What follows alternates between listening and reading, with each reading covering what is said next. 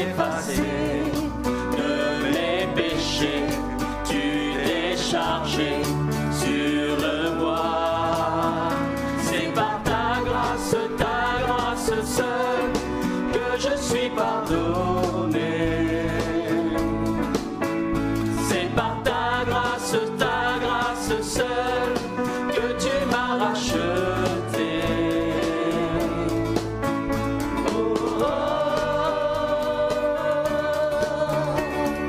Merci pour la croix, ton amour pour moi. Oh, oh, oh. Ta grâce ne faillit pas. Rien ne pourrait me justifier. Ton pardon est immérité. Tous mes efforts ne suffiraient pas à me sauver. C'est par ta grâce seule que je suis pardonné. C'est par ta grâce seule que tu m'as racheté. Oh, oh, oh. Merci pour la croix, ton amour pour moi. Oh, oh, oh. Ta grâce ne faillit pas. Oh, oh, oh. Merci pour la croix, ton amour pour moi. Oh, oh, oh. Ta grâce ne faillit pas. Ta grâce justifie, ta grâce m'affranchit, ta grâce purifie, ta grâce m'offre la vie, ta grâce m'a sauvé, ta grâce a pardonné, ta grâce m'a comblé, ta grâce m'a libéré, ta grâce justifie, ta grâce m'affranchit, ta grâce purifie, ta grâce m'offre la vie, ta grâce m'a sauvé, ta grâce a pardonné, ta grâce m'a comblé, ta grâce m'a libéré, ta grâce justifie, ta grâce m'a franchi, ta grâce purifie, ta grâce m'offre la vie, ta grâce m'a sauvé, ta grâce a pardonné, ta grâce m'a comblé, ta grâce m'a libéré. Oh, oh, oh. Merci pour la croix, ton amour pour moi. Oh, oh, oh.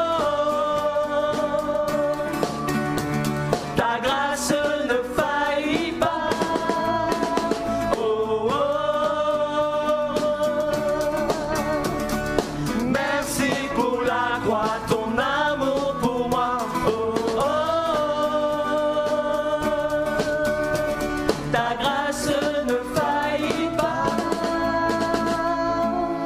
Voilà, gloire au Seigneur. On est heureux à nouveau de pouvoir ensemble se retrouver, partager la parole de Dieu. Et je vous invite à suivre une lecture dans l'Évangile selon Luc au chapitre 7 et au verset 18. Il est dit, Jean, le prophète Jean-Baptiste, fut informé de toutes ces choses par ses disciples. Et il en appela 2 et les envoya vers Jésus pour lui dire, « Es-tu celui qui doit venir ou devons-nous en attendre un autre ?» Arrivés auprès de Jésus, ils dirent, « Jean-Baptiste nous a envoyés vers toi pour dire, « Es-tu celui qui doit venir ou devons-nous en attendre un autre ?» Alors même, Jésus guérit plusieurs personnes de maladies, d'infirmités et d'esprits malins, et il rendit la vue à plusieurs aveugles. Et il leur répondit, « Allez, rapportez à Jean ce que vous avez vu et entendu, les aveugles voient, les boiteux marchent, les lépreux sont purifiés, les sourds entendent, les morts ressuscitent, la bonne nouvelle est annoncée aux pauvres. Heureux celui pour qui je ne serai pas une occasion de chute. Amen. Il est donc question ici du prophète Jean-Baptiste, au début de ce récit, qui se trouvait injustement en prison, ayant été arrêté sur l'ordre du roi Hérode. Et dans sa prison, Jean-Baptiste a été informé par ses disciples de toutes les choses merveilleuses que Jésus accomplissait et de sa renommée qui ne cessait de grandir dans tout le pays d'Israël. Et il va envoyer 2 de ses disciples vers Jésus pour qu'il lui pose cette question: es-tu celui qui doit venir ou devons-nous en attendre un autre? Il se demandait si Jésus était vraiment le Messie, celui dont les prophètes avaient annoncé la venue, ou devait-il en attendre un autre? Autrement dit, Jean-Baptiste était dans le doute quant à la personne de Jésus. Il ne savait plus s'il était vraiment le Messie attendu.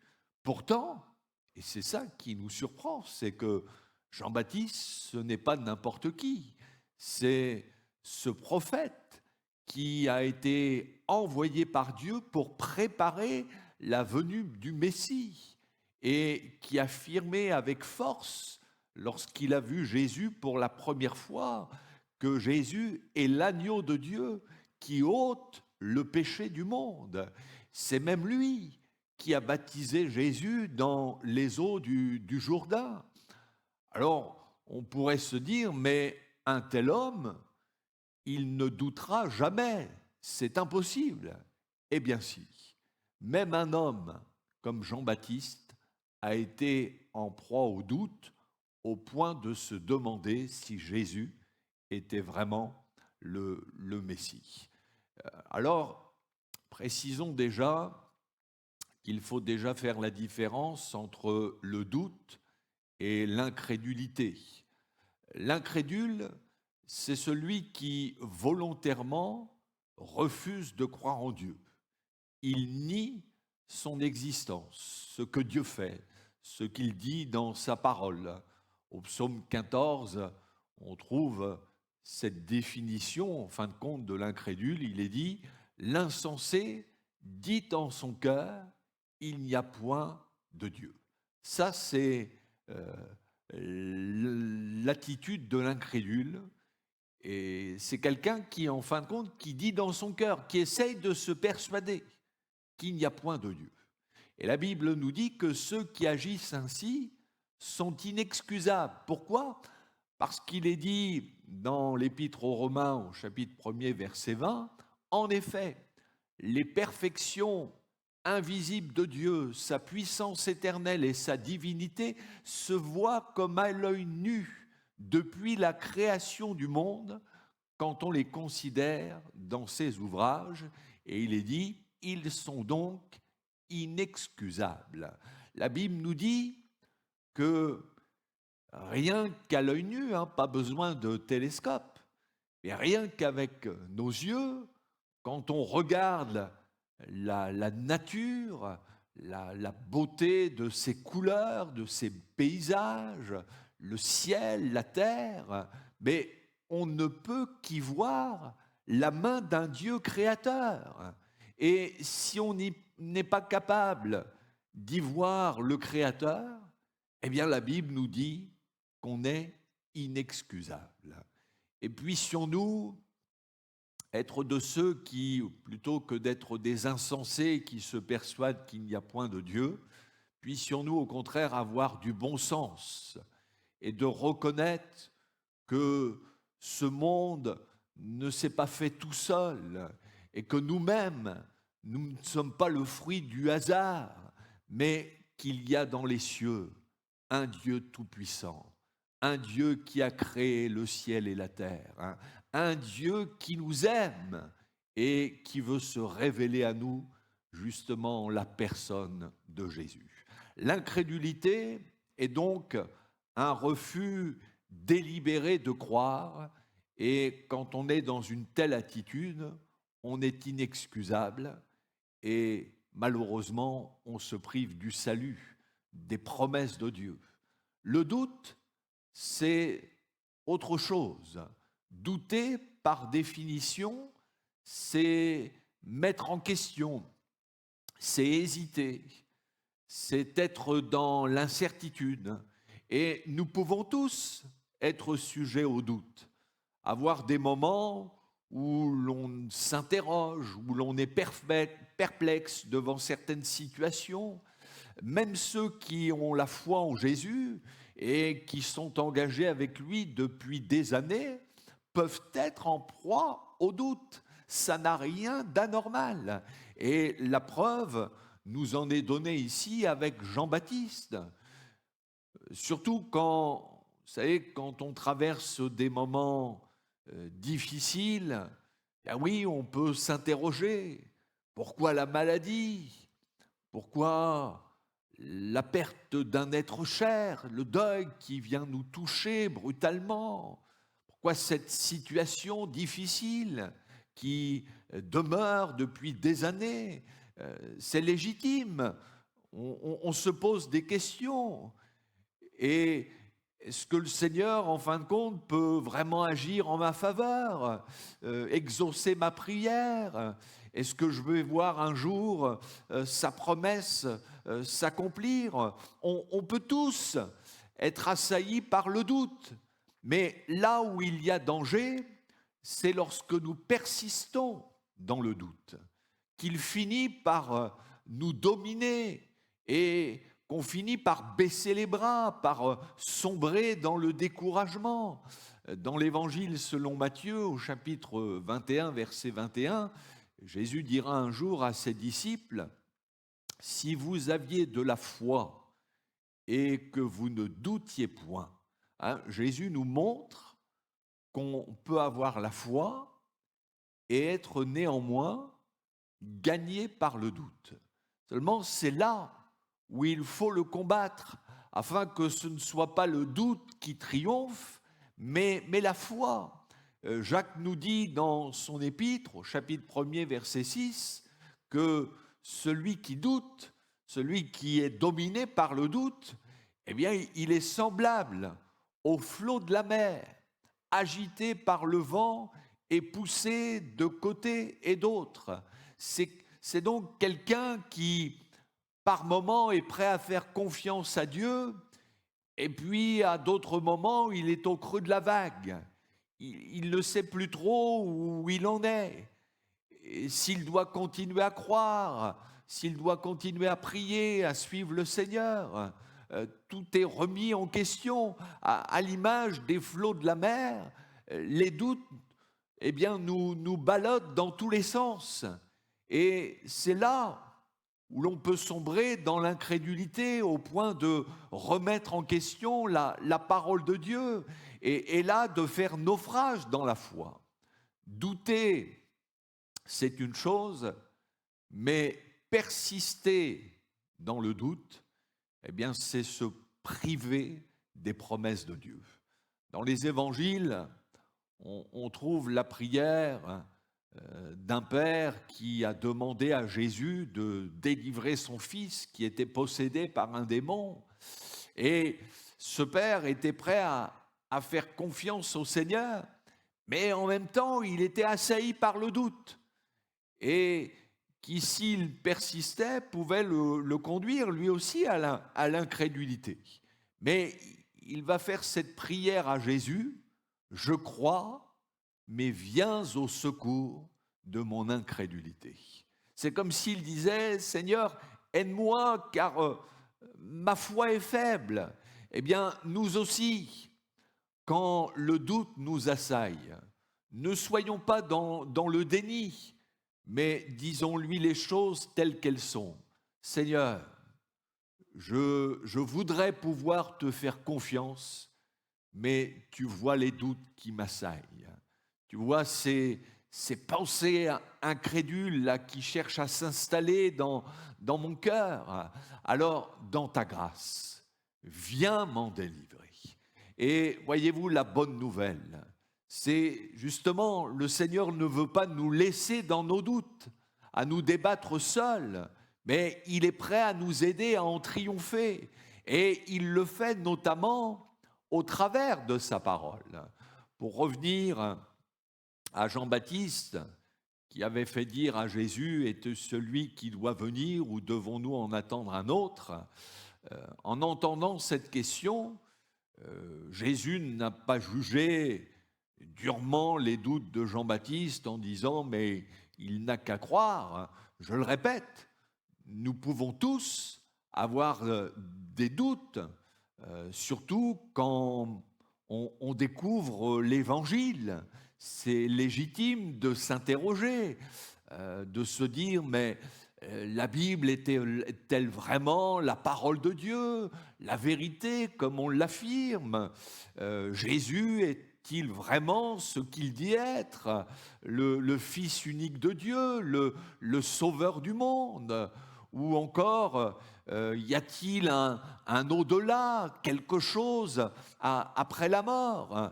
C'est normal de se poser ce genre de questions et le Seigneur ne va pas nous foudroyer parce que nous avons des doutes.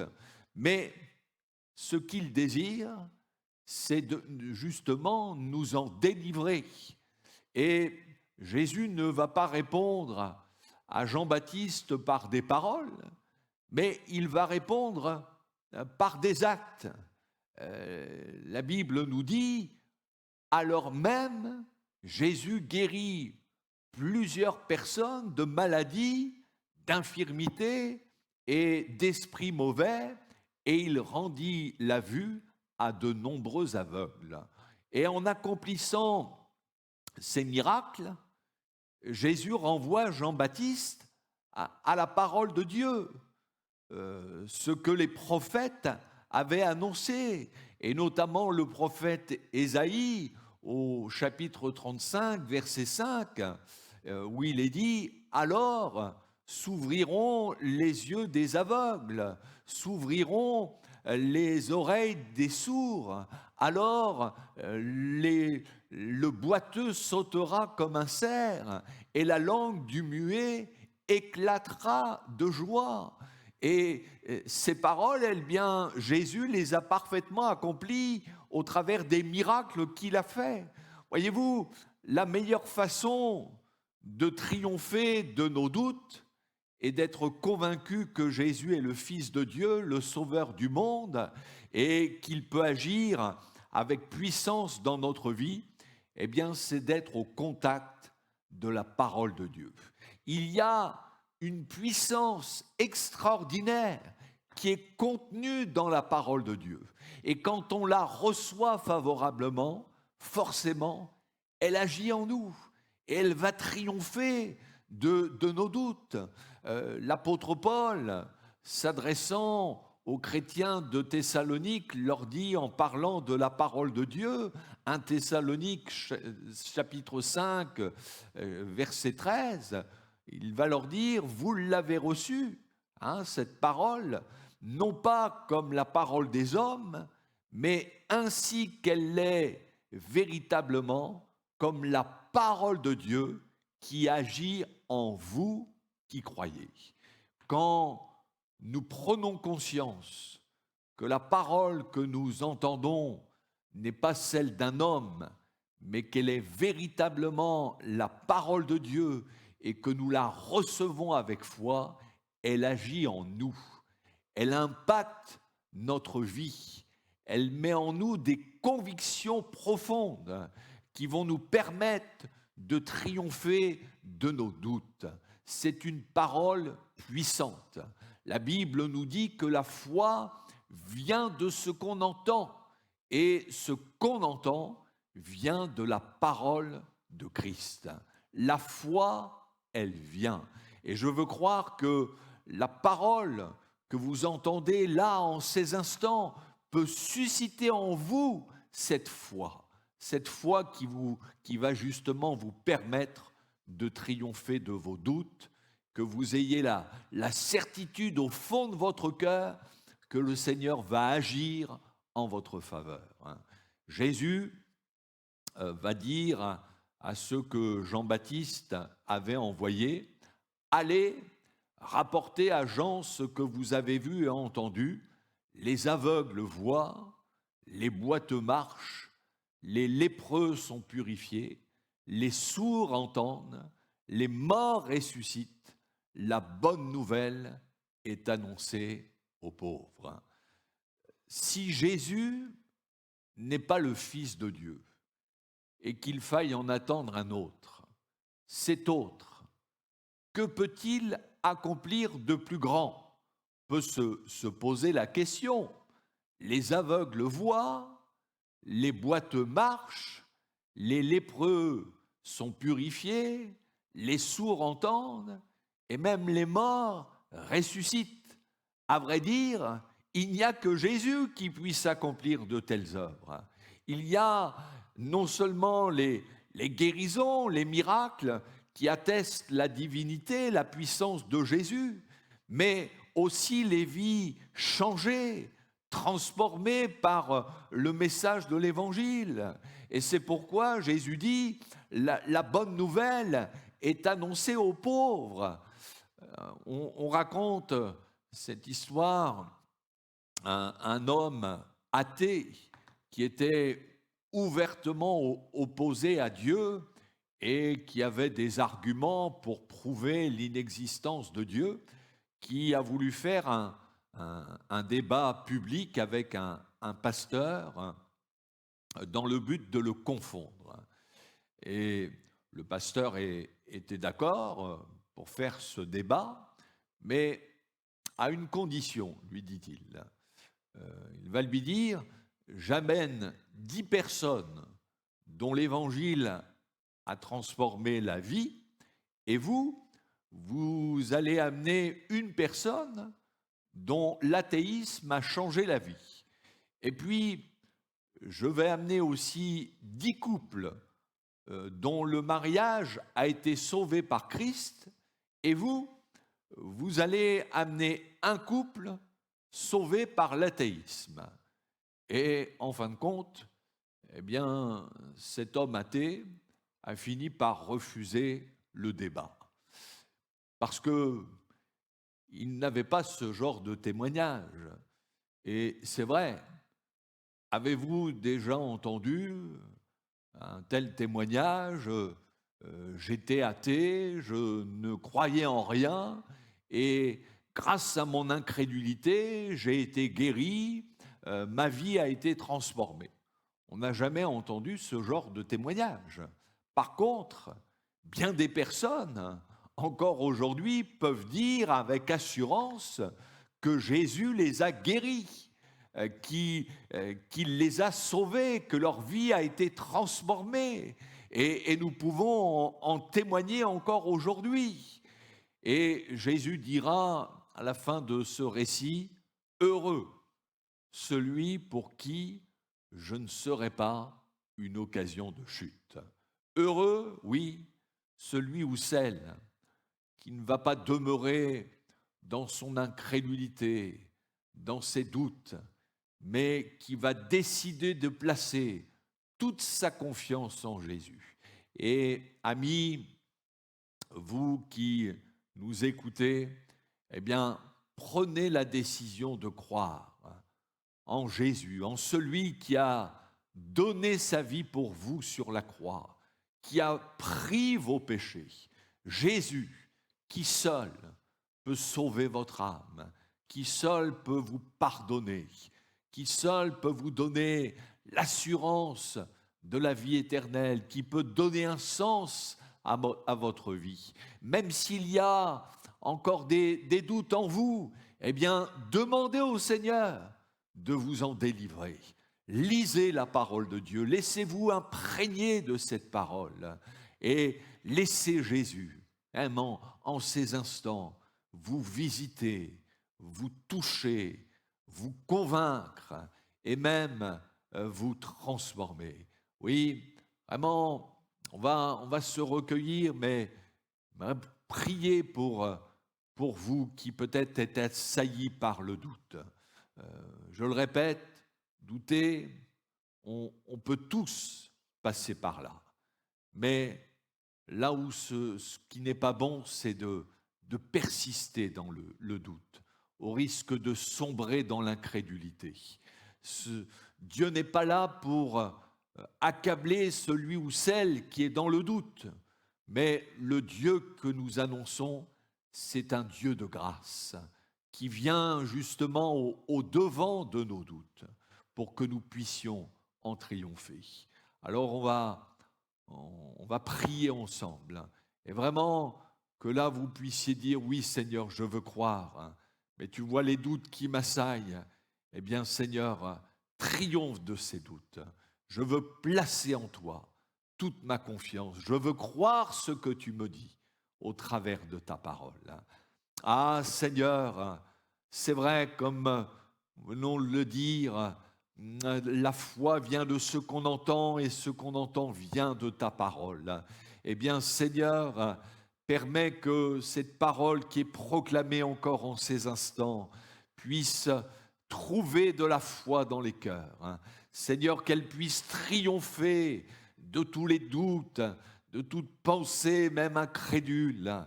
Seigneur, tu vois ceux et celles qui en ce moment même peuvent te demander bien d'être délivrés de leur perplexité, de leur incertitude vis-à-vis de toi, de ta personne. Ah Seigneur, mets des certitudes dans leur cœur et que tu puisses te révéler comme leur Sauveur et Seigneur. Merci parce que ta parole est vivante, ta parole est puissante et elle triomphe, oui, de toute forme de doute. Que la gloire et l'honneur te reviennent dans le nom de Jésus. Amen. Que Dieu vous bénisse et à bientôt. Quand je songe à l'infâme croix où Jésus fut meurtri pour moi, je vois ses mains, ses pieds percés, mon Sauveur au bois attaché.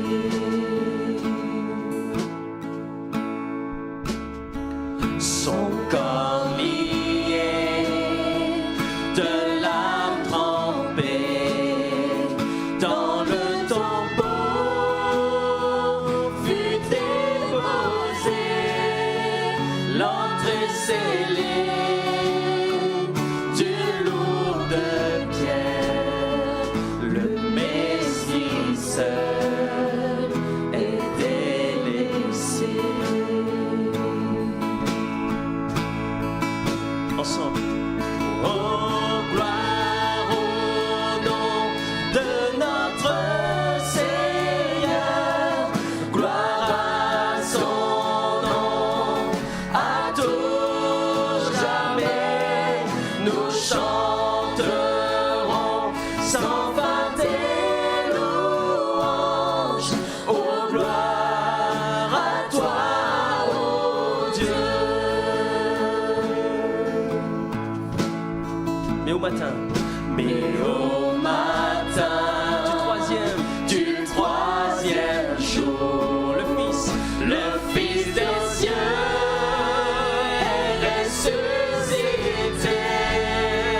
La mort n'est plus, elle est vaincue. Les anges acclament Christ notre roi. Ensemble, aux gloires, au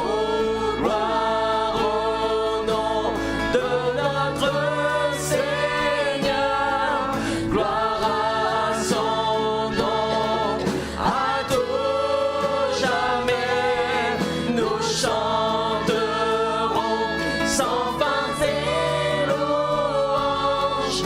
Oh, gloire à toi, ô Dieu. Il reviendra, amen.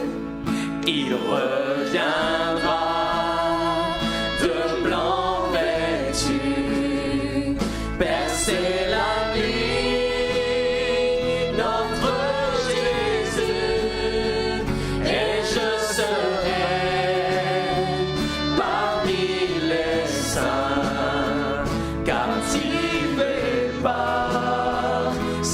gloire sans fin. Pouvons louer le Seigneur ce matin, prions. Oh Seigneur, que ton nom soit béni, Seigneur. Que ton nom soit loué, Jésus. Que ton nom soit glorifié, Seigneur. Nous voulons te dire merci, gloire à ton nom. Et c'est vrai, comme nous le chantons, tu reviendras, Seigneur. Tu reviendras nous prendre avec toi. Oh Seigneur, ton nom, Seigneur, c'est le nom qui sauve. Ton nom guérit ce matin. Et c'est pour cela que nous voulons dire gloire à Jésus ce matin. Gloire à toi, Seigneur Jésus. Alléluia.